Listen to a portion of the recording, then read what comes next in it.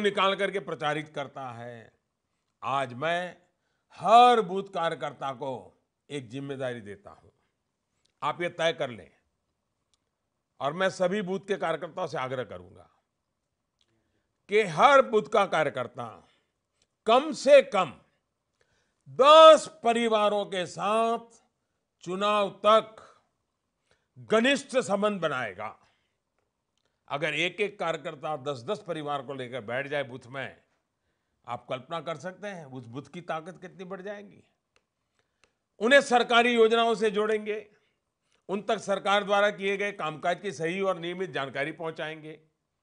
कार्यकर्ता संकल्प लें कि मेरे बूथ में सबसे ज्यादा लोग नमो ऐप को डाउनलोड करेंगे। इतना ही नहीं, रोज नमो ऐप पर आधा घंटा देंगे। नमो ऐप में क्या क्या है वो देखेंगे और उसमें से जो बातें हैं वो आगे पहुंचाएंगे। नमो ऐप के माध्यम से वो वॉलेंटियरिंग करेंगे, जनसंपर्क करेंगे, पॉजिटिव चीजों को रोज शेयर करेंगे, डोनेशन देंगे, सुझाव देंगे। आज जब हम इतना अधिक मात्रा में काम कर पा रहे हैं तो इसकी सबसे बड़ी वजह है 125 करोड़ देशवासियों का आशीर्वाद, जिनके समर्थन से 30 साल बाद देश में पूर्ण बहुमत की सरकार आई है। कुछ लोग ऐसे हैं जो अपने राजनीतिक स्वार्थ के चलते मजबूत सरकार से भागते हैं, मजबूत सरकार का नाम सुनते ही डरते हैं। और इतना ही नहीं, वो तो तत्वज्ञान भी परोसते हैं कि सरकार कभी मजबूत होनी ही नहीं चाहिए। उनको क्या चाहिए? मजबूर सरकार चाहिए, क्योंकि वो उनकी अपनी दुनिया चलती रहे। ऐसे में बूथ कार्यकर्ताओं का एक कर्तव्य हो जाता है कि वो लोगों को समझाएं कि जब मजबूत सरकार होती है तो उससे क्या फर्क पड़ता है और उससे देश को क्या फायदा होता है। चलिए, मुझे अच्छा लगा रजनी जी के सवाल पर त्रिपुरा से माध्यम से पूरे देश के कार्यकर्ताओं से बात करने का मौका मिला। आइए हम हापुड़ चलते हैं। यहाँ हापुड़ में लोग हमारा इंतजार कर रहे हैं। हापुड़ नमस्ते। उत्तर प्रदेश के सभी कार्यकर्ताओं को नमस्कार, प्रणाम करता हूं। और हाँ बताइए।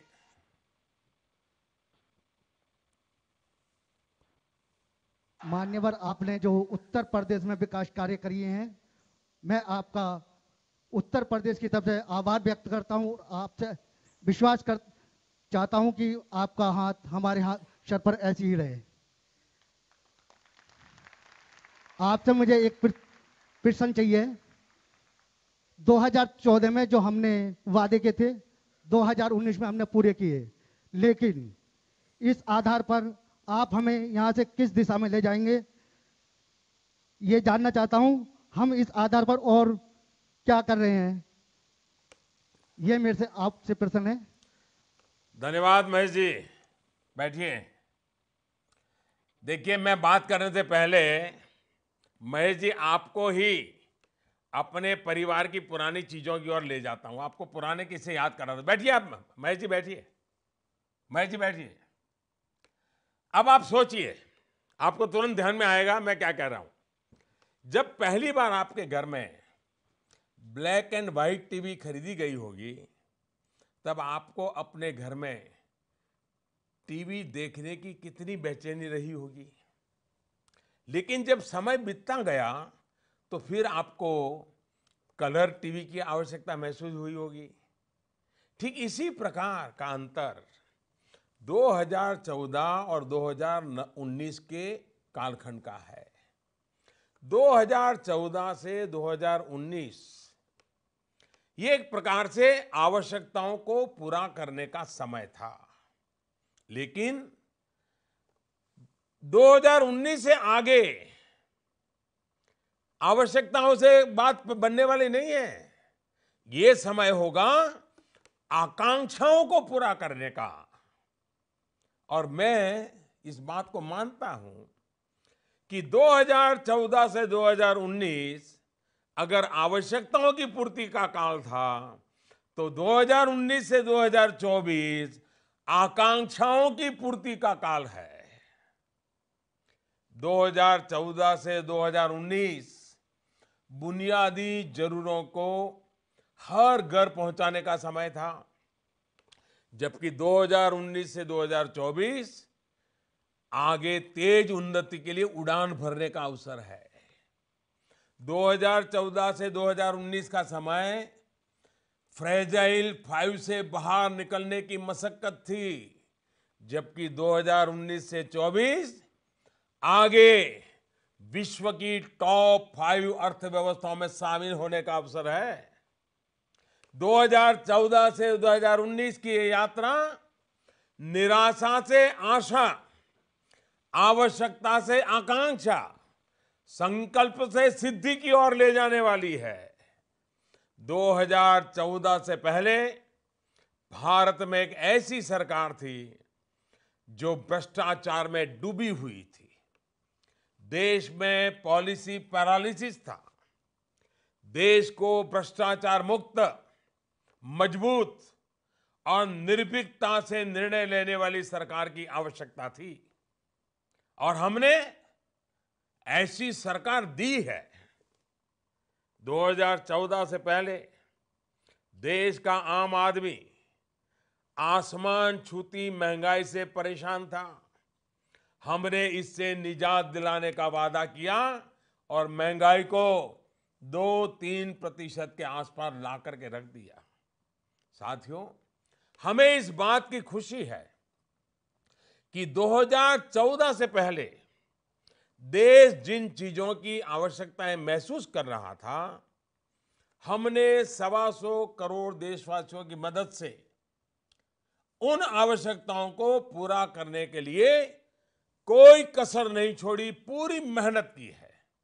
इसलिए आज जब जन आकांक्षाओं को देखता हूं, तो हमारे काम करने का उत्साह कई गुना बढ़ जाता है।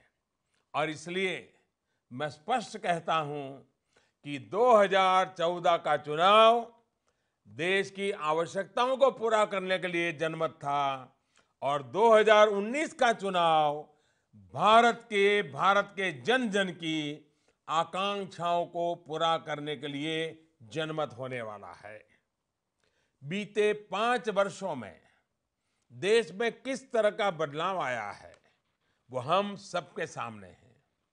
आज हर भारतीय बदलाव महसूस कर रहा है।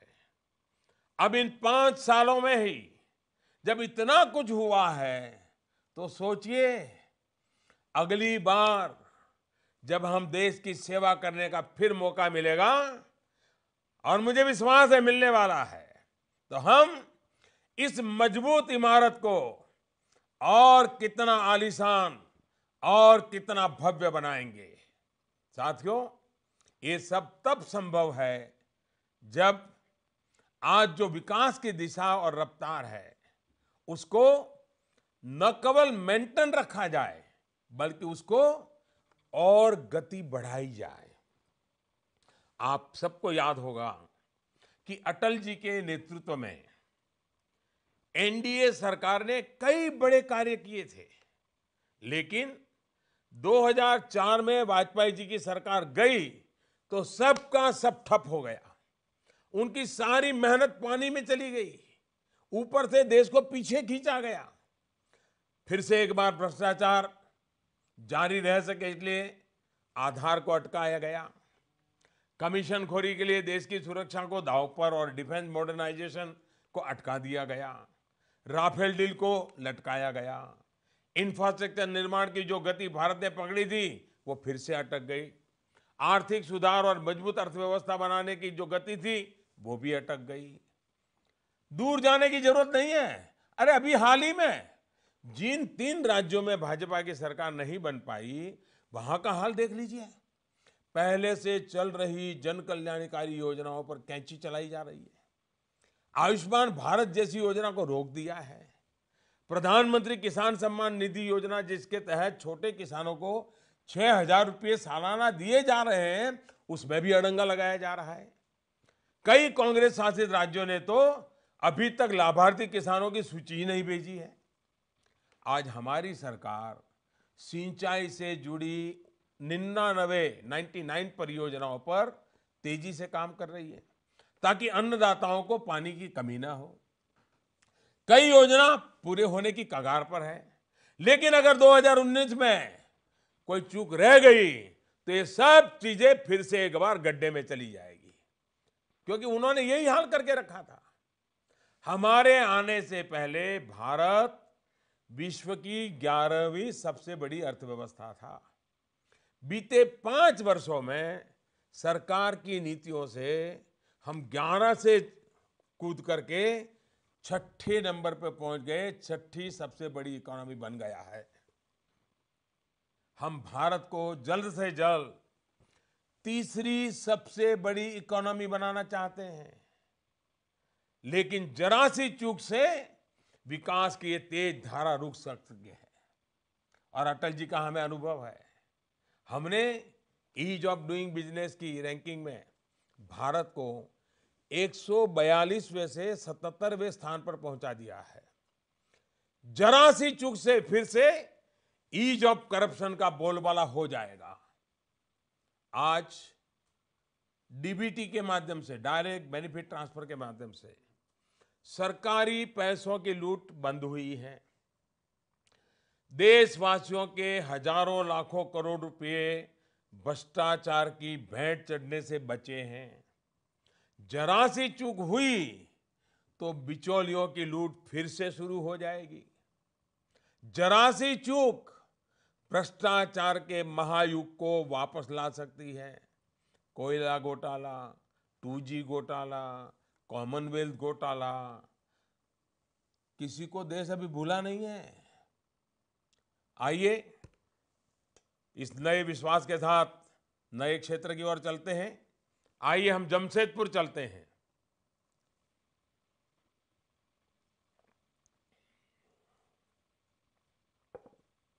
कौन बात करना चाहेगा?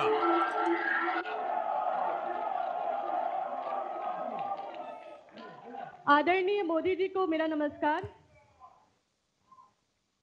मैं विजय लक्ष्मी, झारखंड जमशेदपुर टेल्को महिला मोर्चा की महामंत्री हूं। और मोदी जी, आपका हमेशा ये कहना रहता है, कहते हैं आप, कि कांग्रेस जब भी आती है लोकतंत्र को नुकसान पहुंचाती है और जातिवाद को बढ़ावा देती है। कांग्रेस के ये 2 लक्षण हैं, जबकि भाजपा संगठन और कार्यकर्ताओं के बल पर कार्य करती है। तो मेरा ये प्रश्न है कि 2019 में लोकतंत्र कैसे जीतेगा? अरे आप तो स्वयं लक्ष्मी है, और लक्ष्मी तो कमल पर विराजती है। जय लक्ष्मी जी, बैठिए। देखिए, आपका ये सवाल 2019 के चुनाव का मूल मंत्र है। ये चुनाव 2 राजनीतिक संस्कृतियों के बीच का है। एक संस्कृति भाजपा की है, जहां हर काम लोकतांत्रिक तरीके से होता है। दूसरी संस्कृति कांग्रेस समेत कई दलों की है, जहां हर काम वंशवाद के आधार पर तय होता है। भारतीय जनता पार्टी में कार्यकर्ताओं की भूमिका कितनी विशिष्ट है, इसका अनुभव आप जैसे सभी कार्यकर्ता लगातार करते आ रहे हैं। भाजपा कार्यकर्ता की संस्कृति एकदम अलग होती है। विनम्रता, सादगी, सरलता और सहजता, इसी ने हमको आज यहां तक पहुंचाया है। यहां किसी भी फैसले का आधार कार्यकर्ताओं का फीडबैक होता है, कार्यकर्ताओं की इच्छा होती है, और लोकतांत्रिक तरीके से बात ऊपर आती है। भाजपा कार्यकर्ता जनता जनार्दन के दुख में, सुख में, हर स्थिति में सहभागी होता है। हमारी पार्टी को असली बल अपने कार्यकर्ताओं से मिलता है। यहाँ कार्यकर्ता ही सब कुछ तय करता है। इसलिए मेरा जैसा एक सामान्य कार्यकर्ता प्रधानमंत्री बनकर देश की सेवा करने का अवसर पा सकता है। हमारी पार्टी में कोई भी निर्णय इस बात से नहीं होता है कि एक व्यक्ति या एक परिवार क्या चाहता है, बल्कि हमारे यहाँ निर्णय इस बात से होते हैं कि कार्यकर्ता क्या चाहते हैं। लोकतंत्र हमारी पार्टी के डीएनए में है। यह एक कैडर बेस्ड पार्टी है। इसलिए पार्टी और सरकार दोनों के लिए कार्यकर्ताओं का फीडबैक बहुत महत्वपूर्ण होता है। इसके आधार पर सरकारी योजनाओं को जमीन पर साकार करना भी आसान होता है, जिससे मौजूदा कार्यकाल में हम लगातार देखते आए हैं। लोग भी यह जानते हैं कि बीजेपी कार्यकर्ताओं को वे जो प्रतिक्रिया देते हैं उन्हें वे शीर्ष नेतृत्व तक ले जाकर उसका समाधान निकालने की कोशिश करते हैं। अगर आपके पास पैसा है या आप किसी खास जाति के हैं या फिर किसी बड़ी परिवार से संबंधित है, तो इस बल पर भाजपा में आपके लिए दरवाजे नहीं खुलेंगे, बल्कि इस पार्टी के दरवाजे आपकी मेहनत, आपके परिश्रम और आपकी लगन के बल पर खुलते हैं। भाजपा ने देश को 2 प्रधानमंत्री दिए हैं जो किसी बड़े परिवार में पैदा नहीं हुए। उनके पास कोई बहुत ज्यादा संपत्ति नहीं थी, फिर भी उन्हें अपनी मेहनत, अपनी लगन के बल पर इतने बड़े पद पर पार्टी ने ही बिठाया। पार्टी ने सेवा करने का मौका दिया और पार्टी खड़ी रही तो जनता के आशीर्वाद भी मिल गए।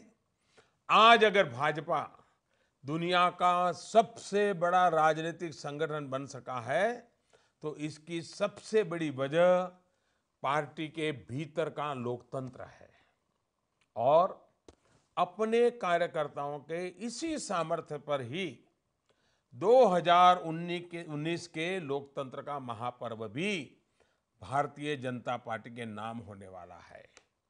मेरा आपसे आग्रह है, भाजपा की संस्कृति, भाजपा की कार्यपद्धति, भाजपा के संगठन का स्वरूप, कार्यकर्ता की भूमिका, यह सब बातें भी लोगों तक पहुंचाएं। लोगों को भाजपा को करीब से देखने का और काम करने का अवसर दें। और जब जनता भाजपा और बाकी पार्टियों में अंतर समझेगी तो उनके लिए यह निर्णय आसान हो जाएगा कि देश की सेवा का दायित्व किसे दें।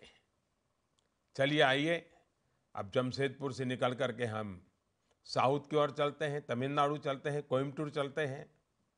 आइए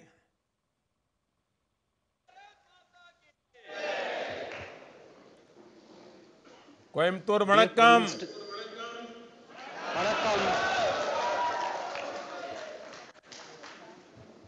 Dear Prime Minister ji, vanakkam. वणक्कम वणक्कम। हाँ अरुण,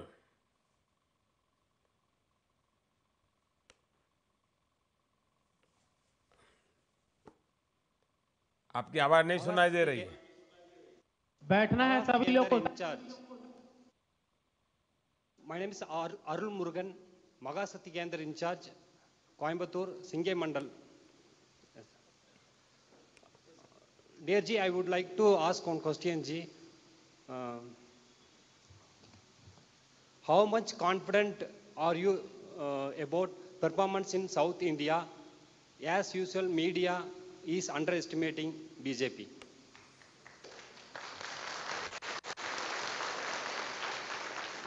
अरुण मुरुगन जी बैठिए।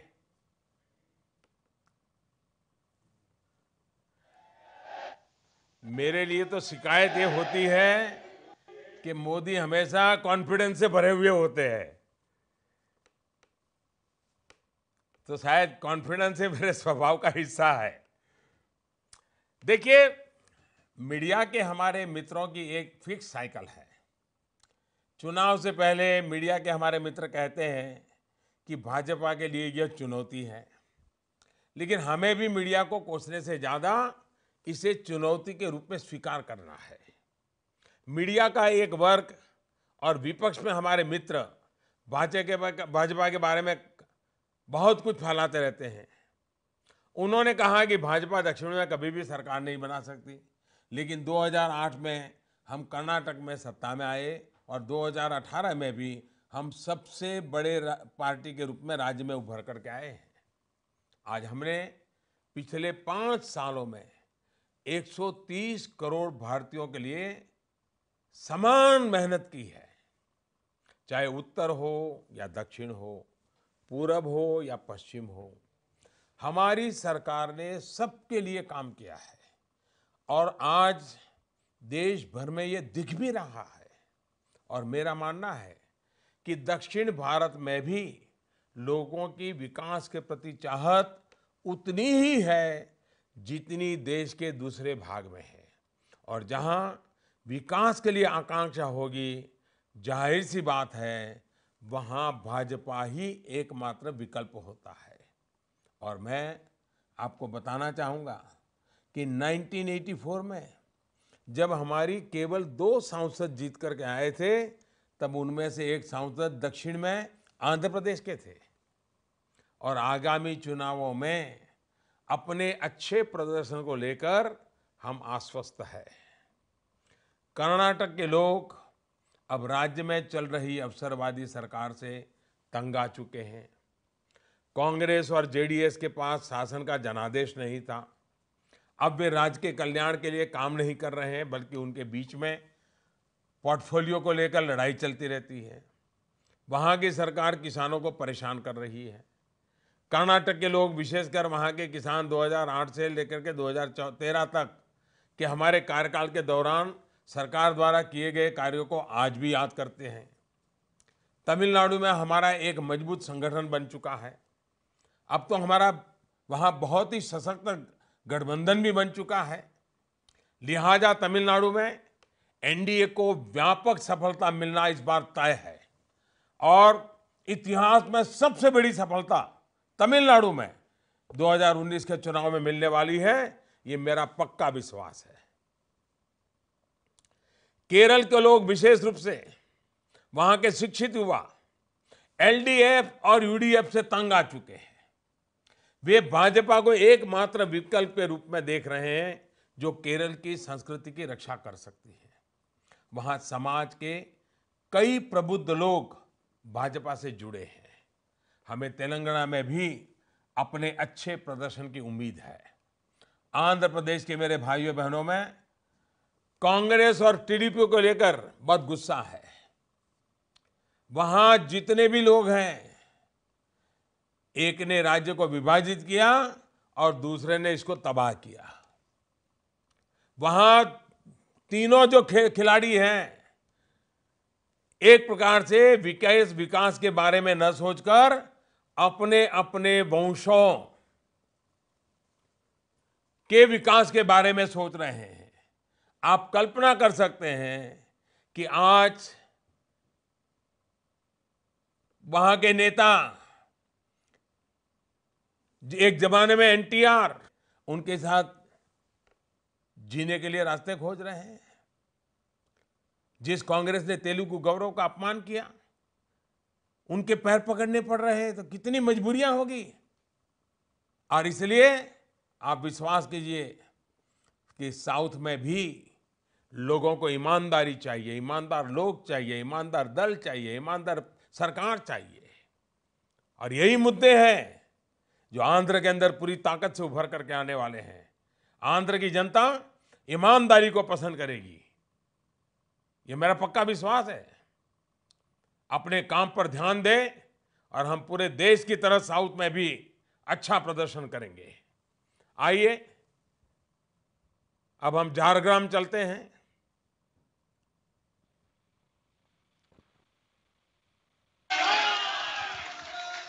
वाह, पश्चिम बंगाल का उत्साह तो बड़ा जोरों में दिखता है भाई।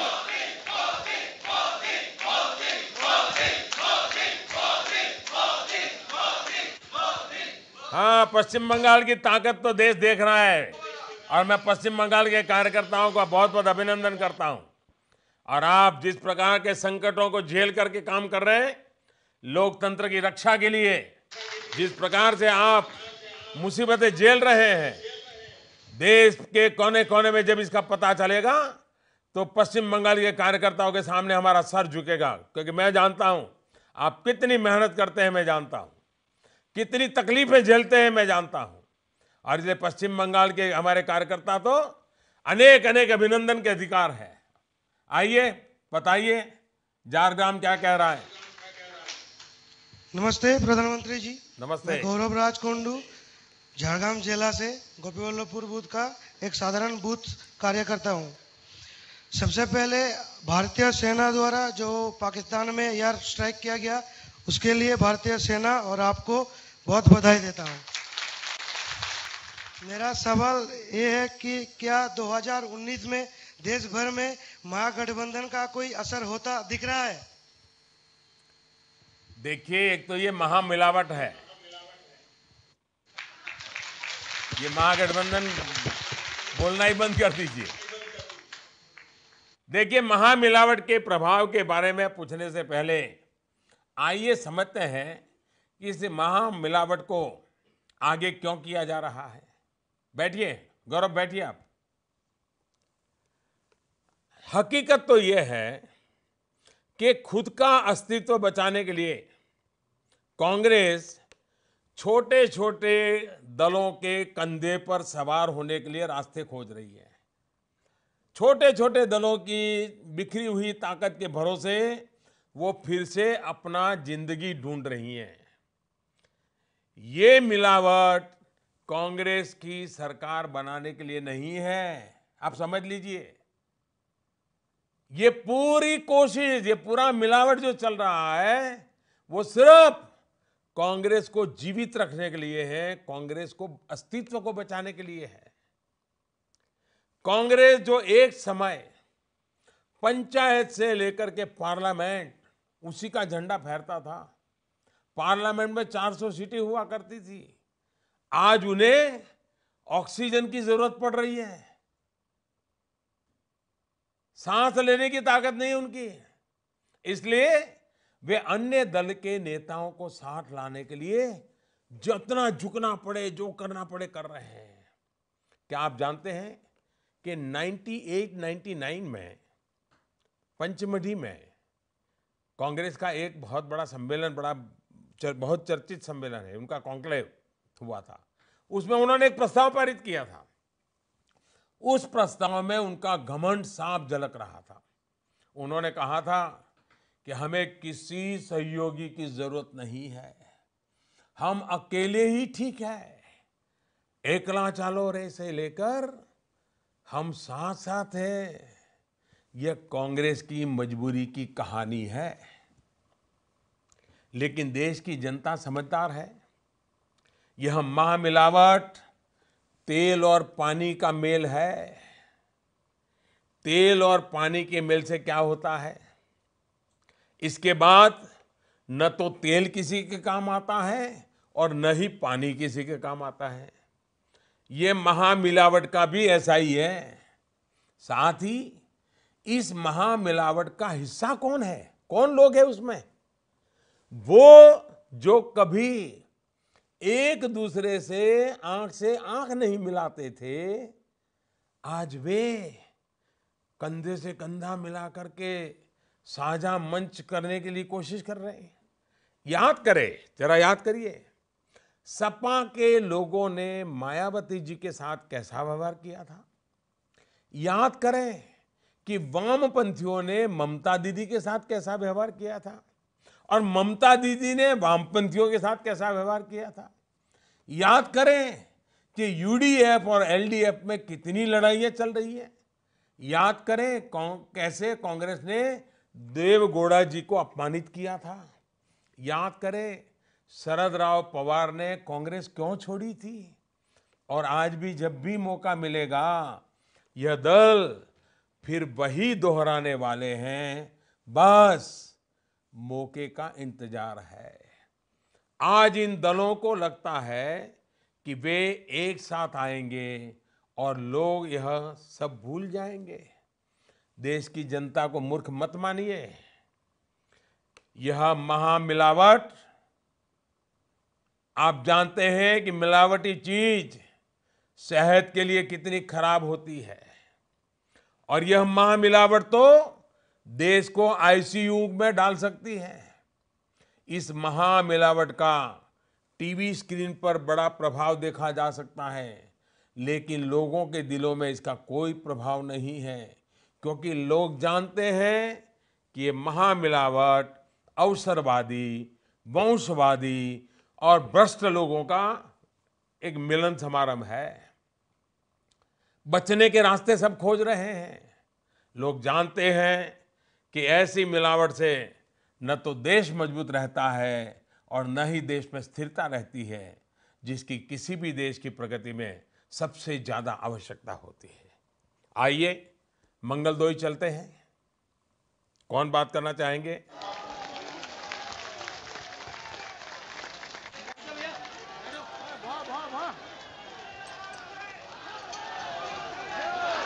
आहोम नमस्ते।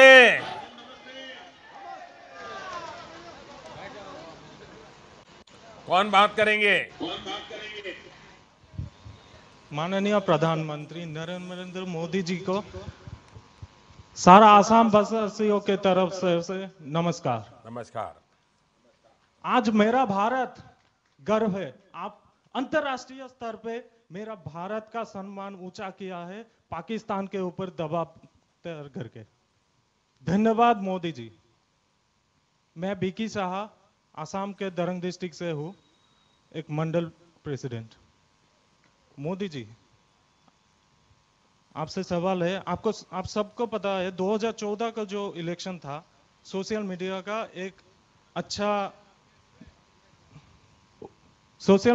एक अच्छा उपभोग था। तब आप सबको पता है हम क्षेत्र में सबसे आगे चल रहे थे, जबकि हमको कहा जाता था फास्ट वर्डिंग हम था। मोदी जी, आने वाला इलेक्शन 2019 में आप इलेक्शन में सोशल मीडिया का भाग में कैसे देख रहे हैं? धन्यवाद। देखिए, सोशल मीडिया एक डेमोक्रेटिक मीडिया है। इसमें हर व्यक्ति को, आप बैठिए शाह, बैठिए। हाँ, इसमें हर व्यक्ति को अपनी बात कहने का अवसर मिलता है, और उसका भी इतना ही महत्व है जितना किसी बड़े आदमी का। सोशल मीडिया ने पिछले कुछ सालों में भारत में ही नहीं, पूरी दुनिया में बहुत बड़ा बदलाव लाने का काम किया है। देश में जागरूकता आई है, अकाउंटेबिलिटी आई है, संवेदनशीलता आई है। आपने देखा कि सोशल मीडिया के माध्यम से हमारी सरकार ने लोगों को कैसे मदद की है, चाहे वे ट्रेन हो, फिर चाहे वो वीजा का मामला हो। और मेरा मानना है कि 2019 में भी सोशल मीडिया और हमारे सोशल मीडिया के वॉलंटियर्स का अहम योगदान रहने वाला है। आप इसका इनकार नहीं कर सकते। और मैं हमारे सोशल मीडिया के लाखों वॉलंटियर्स से कहना चाहूँगा कि देश भर में हमारी सरकार की योजनाओं के करोड़ों लाभार्थी हैं, और क्या हम ऐसे करोड़ों लाभार्थियों की स्टोरी को 2-2, 3-3 मिनट की वीडियो बना करके सोशल मीडिया पर उसको ला सकते हैं क्या? जब टेक्नोलॉजी के उपयोग की बात आती है तो बीजेपी हमेशा से इसमें आगे रही है, और सोशल मीडिया कोई अपवाद नहीं है। और मैंने इसकी ताकत मैं बताता हूँ। अपने एक संगठन के बहुत ही अच्छे वरिष्ठ कार्यकर्ता हैं, उन्होंने अपने मोबाइल फ़ोन पे एक छोटा क्लिपिंग मुझे एक दिन दिखाया, और वो क्लिपिंग देखकर मैं हैरान हो गया। 90 साल की कोई बूढ़ी माँ, 90 साल की उम्र, वो सरकार की, भारत सरकार की योजनाओं के सारे नाम एक के बाद एक खुद बोल रही थी। यानी हो सकता है मैं 2 चीजें भूल जाऊंगा, लेकिन वो माँ बराबर बोल रही थी। जब मैंने इसको मोबाइल फोन पे देखा तो मैं हैरान था, क्या ताकत है इसकी। हम सालों से सोशल मीडिया का इस्तेमाल कर रहे हैं। मैं 2009 में सोशल मीडिया से जुड़ा था। तब यह मुख्य धारा में भी नहीं था। हमें सोशल मीडिया का उपयोग कनेक्ट, कम्युनिकेट और करेक्ट करने के लिए करना चाहिए। यह भारत भर के लोगों के साथ जुड़ने, विभिन्न मुद्दों पर उनके विचार जानने, उनकी प्रतिक्रिया प्राप्त करने का एक शानदार मंच है। और अगर कोई झूठ फैला रहा है या गालियां दे रहा है तो उसे भी सबके सामने लेने का यह एक मंच भी है। जब सोशल मीडिया की बात आती है तो बीजेपी कार्यकर्ताओं से मेरी अपील है कि वे 3 चीजों पर जरूर ध्यान दें। पहला, पॉजिटिविटी, सकारात्मकता। दूसरा, ईमानदारी। और तीसरा, सटीकता। जितना हो सके सकारात्मक बातें शेयर करें, सकारात्मक खबरें शेयर करें। विपक्ष आपको नकारात्मकता की दिशा में बहकाने की कोशिश करेगा, लेकिन आप उनके इस बहकावे में न आए। हमेशा सकारात्मक बातें ही करें। आखिरकार हमारे पास सकारात्मक बातें करने के लिए बहुत कुछ है, अनगिनत बातें हैं। आप यह सुनिश्चित करें कि आप जो भी खबर शेयर कर रहे हैं वो फेक न्यूज न हो। आजकल विपक्ष ने तो फेक न्यूज के इस्तेमाल के उसमें उन्होंने महारत हासिल कर ली है। और स्वाभाविक सी बात है, जिसका अपना खुद का कोई एजेंडा न हो वो फेक न्यूज को ही अपना एजेंडा बनाएगा। सोशल मीडिया पर हमेशा सावधानी बरतें। नकारात्मकता को फॉरवर्ड नहीं बल्कि डिलीट करें, और अपने मोबाइल से भी नहीं, अपने माइंड से भी डिलीट करें। आजकल दुश्मन देश भी फेक न्यूज फैलाते हैं, चाहे वो यूएन में हो या फिर कहीं और बैठे हो, कोई और मैदान मिल जाए। इसलिए चारों तरफ ये खेल चलते रहते हैं। हमें चौकन्ना रहना है। जब सकारात्मक रूप से सोशल मीडिया का उपयोग करने की बात आती है तो हम उस दिशा में हमेशा अग्रणी रहेंगे, और ये हमारी जिम्मेवारी है। आइए, मंगलदोई के बाद हम चलते हैं महात्मा गांधी की जन्मभूमि पोरबंदर। नमस्ते।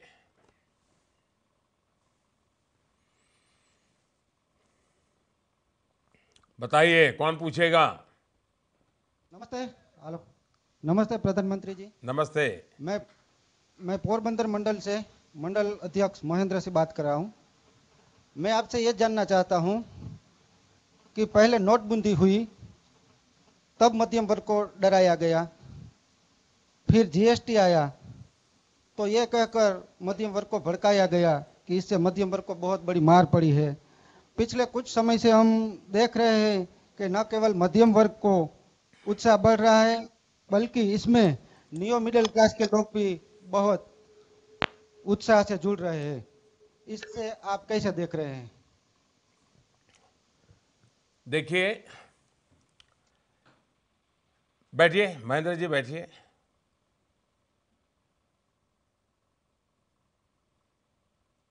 देखिए, मिडिल क्लास को उकसाने और भड़काने की इनकी पुरानी आदत रही है।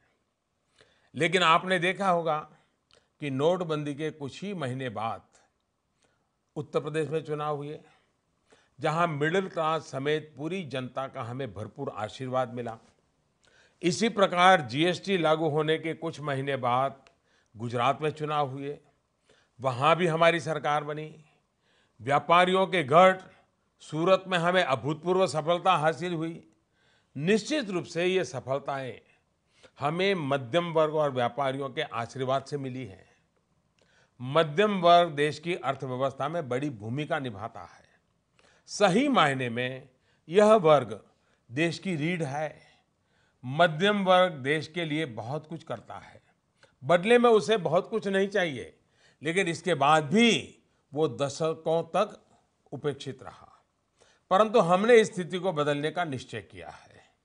हमने वैसे कदम उठाए हैं जिससे मध्यम वर्ग को बल मिले, राहत मिले, नए पंख मिले। क्या किसी ने सोचा था कि 5 लाख रुपए तक की आय को टैक्स फ्री कर दिया जाएगा? वर्षों से यह मांग चली आ रही थी, लेकिन इसको पूरा करने का सौभाग्य हमारी सरकार को मिला। हम सब जानते हैं कि मध्यम वर्ग का एक बड़ा सपना होता है कि उसका अपना घर हो। पहले घर खरीदना सपना ही रह जाता था, लेकिन सरकार के प्रयासों से न केवल होम लोन की ब्याज दरों में काफी कमी आई है, बल्कि अंडर कंस्ट्रक्शन घरों पर लगने वाले टैक्स को 12% से घटाकर 5% कर दिया गया। यही नहीं, एफोर्डेबल हाउसिंग में जीएसटी को 8% से घटाकर के सिर्फ 1% कर दिया जाएगा। इसी तरह विद्यार्थियों के लिए एजुकेशन लोन हो या फिर स्कॉलरशिप, हर प्रकार की बुनियादी सुविधाओं को बढ़ाने का प्रयास किया है। हमारी सरकार से पहले मध्यम वर्ग को अगर किसी ने सबसे ज्यादा रुलाया है तो वो महंगाई दर रही है।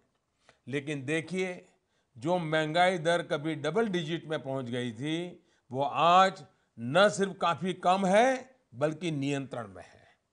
हर घर का हर महीने का खर्च कम हुआ है। इसी प्रकार दवा की कीमतों को कम करने का हमने गंभीर प्रयास किया है। जन औषधि केंद्रों पर दवाइयों को 50% से 90% तक कम कीमत पर उपलब्ध कराई जा रही हैं। वहीं 1000 से अधिक दवाइयों को मूल्य नियंत्रण व्यवस्था के तहत लाया गया है। इसके अलावा स्टेंट की कीमतें और घुटने इम्प्लांट्स पर होने वाले खर्च में भी 50% से 80% कमी आई है। इससे सीनियर सिटीजन्स को विशेष रूप से फायदा हो रहा है। उन्हें राहत देने के लिए हमने कई और भी इंतजाम किए हैं। सीनियर सिटीजन के प्रधानमंत्री वय वंदना योजना के तहत ब्याज को हमने 8% निश्चित कर दिया है। जीएसटी से भी मध्यम वर्ग के लोगों की जिंदगी आसान हो रही है। 40 लाख के बिजनेस ट्रेडर को अब जीएसटी रजिस्ट्रेशन से मुक्ति मिल गई है और 1.5 करोड़ तक के टर्नओवर वाले व्यापारियों को सिर्फ कंपोजिशन स्कीम में जुड़ना है। जाहिर है, अपने कार्यकर्ताओं से मिलने वाले फीडबैक के आधार पर हमने मध्यम वर्ग से जुड़ी हर प्रकार की परेशानी को दूर करने का भरसक प्रयास किया है। आइए चलिए पहले हम पुणे चलते हैं, वहां भी बहुत लोग हमारा इंतजार कर रहे हैं।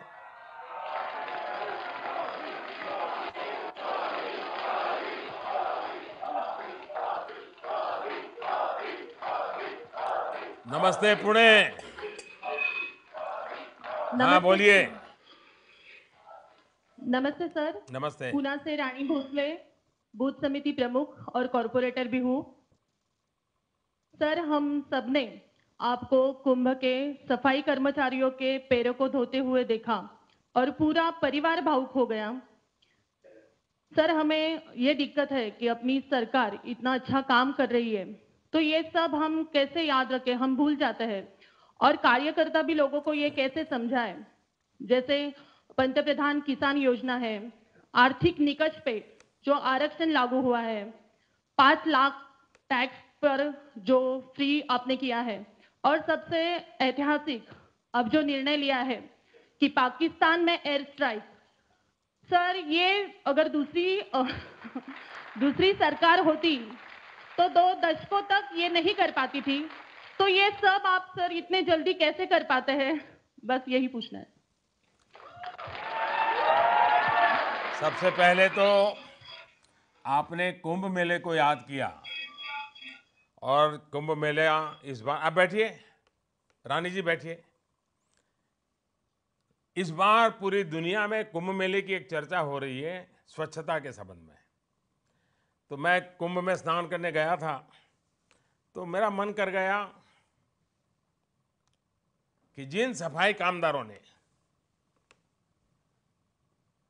कुंभ में 22 करोड़ लोग आए और स्वच्छता रखने के लिए कितनी मेहनत की होगी, और पूरे विश्व में भारत का नाम रोशन किया उन्होंने। और उसी भावना के तहत मेरा मन कर गया कि मैं भी उनके पैर धो करके उनका सम्मान करूं। अगर आपके परिवार ने टीवी पर देखा तो आप भावुक हो गए, मेरे लिए भी ये बहुत ही भावुक पल था। लेकिन जब कुछ लोग कहते हैं कि ये राजनीति है, टिकना है, फलाना है, तो वो मुझे जानते नहीं है। मैं आज पहली बार आपको बताता हूं, जब मैं मुख्यमंत्री बना गुजरात में, तो मुख्यमंत्री निवास स्थान में मुझे रहने के लिए जाना था। अब हमारे देश में एक परंपरा है कि जाते हैं तो पूजा करते हैं, कलश रखते हैं। तो मुझे भी हमारे सरकार के लोगों ने कहा कि मोदी जी, मुख्यमंत्री निवास में जाने से पहले कोई पूजा, कोई कलश वगैरह कुछ व्यवस्था कैसे करना है, आपके परिवारजनों को बुला लें, क्या करें।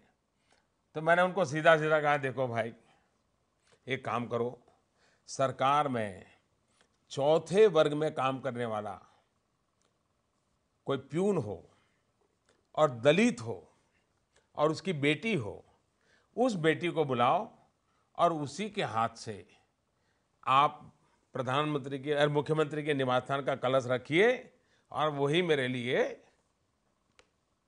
उद्घाटन हो जाएगा। और मैंने किया, ये कोई मैंने पब्लिसिटी के लिए नहीं किया था।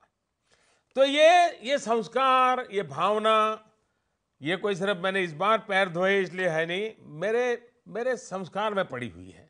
और हम भाजपा के कार्यकर्ताओं के लिए समाज के हर वर्ग के पूजा करना ही हम लोगों का दायित्व है। लेकिन आपने मुझे उस भावात्मक क्षण की ओर ले गई, इसके लिए मेरे मन को भी छू गया। आपके परिवार ने इस बात को नोटिस किया, मैं उनका आभार व्यक्त करता हूं। देखिए, आपने जो सवाल पूछा है, एक प्रकार से मैं समझ नहीं पा रहा हूं कि आपके सवाल से मैं खुश हूं कि दुखी हूं।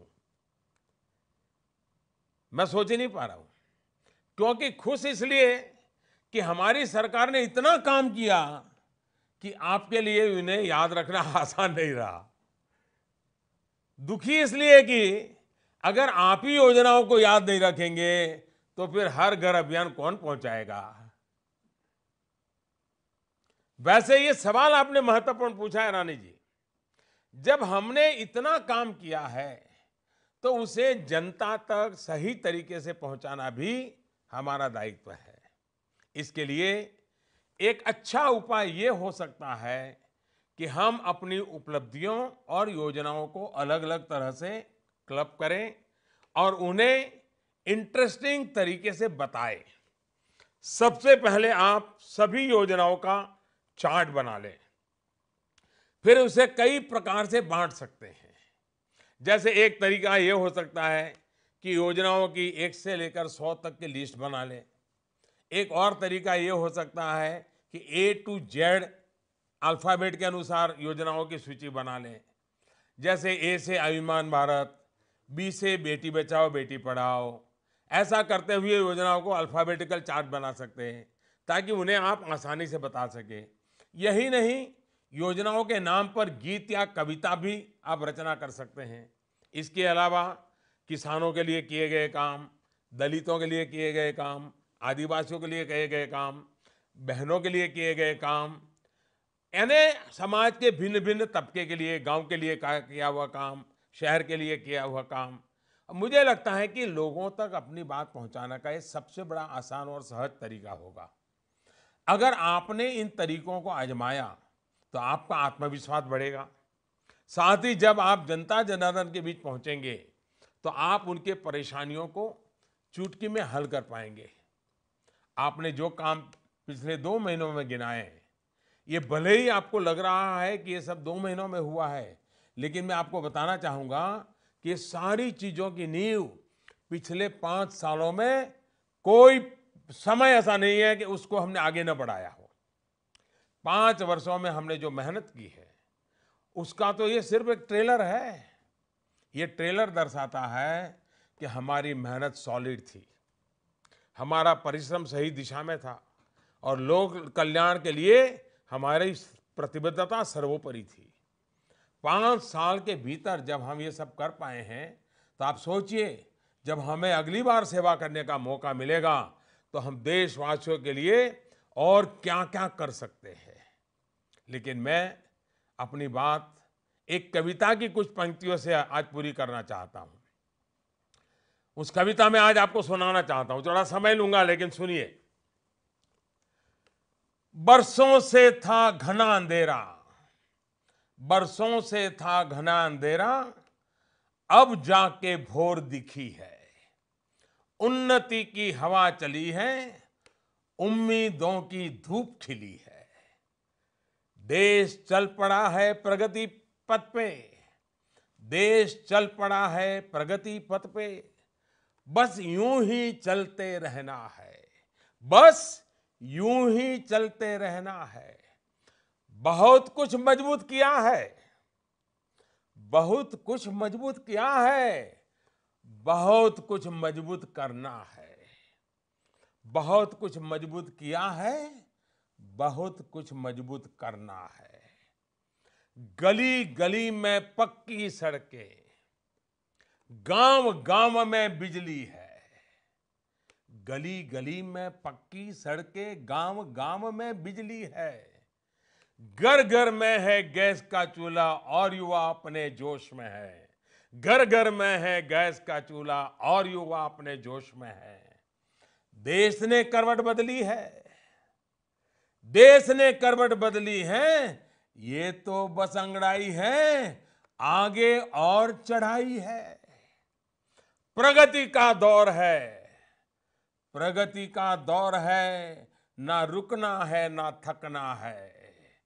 अभी हुई है साफ सफाई, अभी हुई है साफ सफाई। अभी तो और गति बढ़ाना है। बहुत कुछ मजबूत किया है, बहुत कुछ मजबूत करना है। तो आओ अब ये ठान लें, ये बात गांठ बांध ले।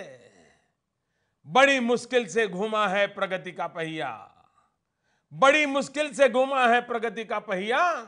प्रगति से इस पहिए को अब रुकने नहीं देंगे। बहुत कुछ मजबूत किया है, बहुत कुछ मजबूत करना है। चलिए अब हम शिमला चलते हैं, ठंडी हवाओं के बीच में। मुझे बताया है कि हमारे जयराम ठाकुर जी भी वहां मौजूद है।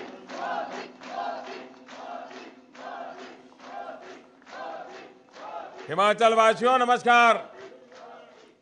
बताइए हिमाचल कौन बात करेगा?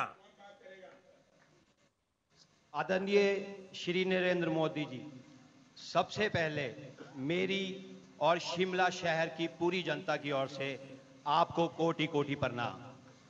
सर, मैं परीक्षित शर्मा, भारतीय जनता युवा मोर्चा अध्यक्ष, शिमला शहरी से।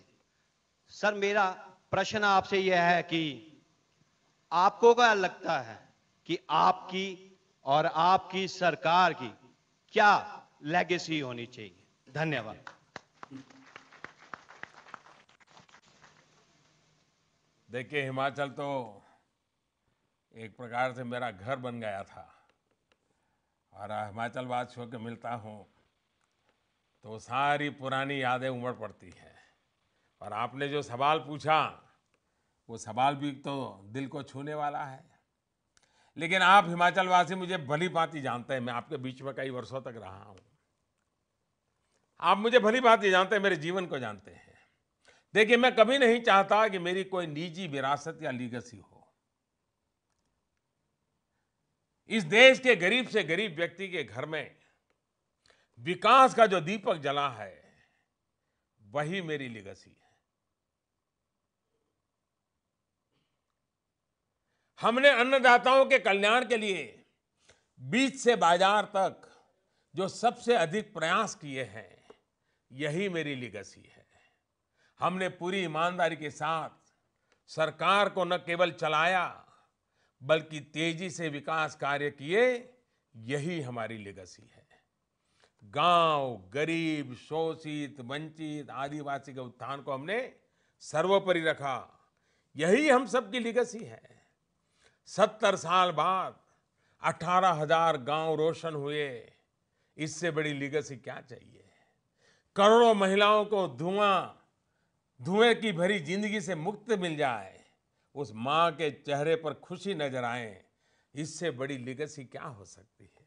आजादी के बाद पहली बार देश पूज्य महात्मा गांधी के स्वच्छता के सपने को साकार कर रहा है। कितनी बड़ी लीगेसी आज हमारे देश की बन रही है। सेना को हमने न केवल सशक्त बनाया बल्कि देश की रक्षा के लिए उन्हें खुली छूट दी। इससे बड़ी लीगेसी क्या होती है। भारत को मजबूत बनाकर विश्व के अग्रणी देशों में शामिल करने का जो पुरुषार्थ किया, यही मेरी लीगेसी है। आज भी नजर दौड़ाएं तो दिखता है कि स्कूल से लेकर स्टेडियम तक, एयरपोर्ट से लेकर एवॉर्ड तक, सब कुछ एक ही परिवार के नाम पर रखे गए। हम ऐसी लीगेसी की कल्पना नहीं करते, बल्कि हम चाहते हैं कि ये देश उन संतों, महापुरुषों, वीरों, जवानों, किसानों और श्रमिकों को याद रखे, उनकी लीगेसी को आगे ले जाए, जिनका त्याग और परिश्रम इस देश की सभ्यता, संस्कृति और परंपरा में रचा बसा है। आइए हम हरियाणा चलते हैं, रेवाड़ी चलते हैं।